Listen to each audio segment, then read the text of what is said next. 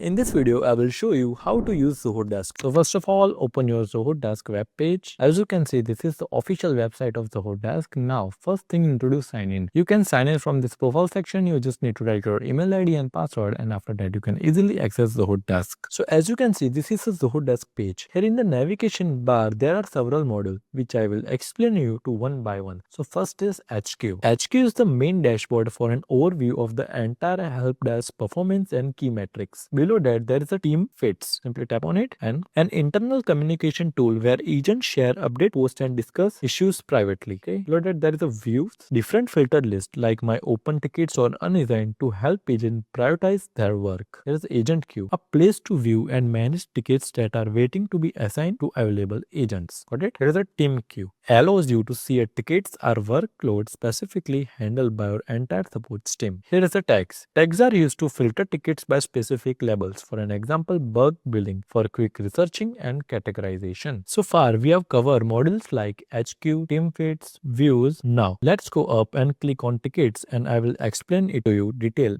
step by step. So tap on tickets now. So ticket is this is where you can see all customer queries, respond to them, and manage their status. Knowledge base. Here you can create helpful article or FAQs so customer can find answer to their own. Here is community section. This section let user interact with each other and share solution. Got it? Here is customer. Here you can track customer interaction and see reports on support performance. There is a analytics. This show all the recent action, calls and emails related to tickets. Here is activity. This module keep track of all action related to customer interaction like calls, email, tasks and follows up so you can stay on top of everything. Here is contracts. Contracts are used to manage customer agreements and service contract here. Then in the last, this is social. Social is used to connect your social media accounts to monitor and respond to customer messages directly from Zoho Desk. And that's it. I have explained all the main module and section of Zoho Desk in detail. Now you can use it easily. Thanks for watching.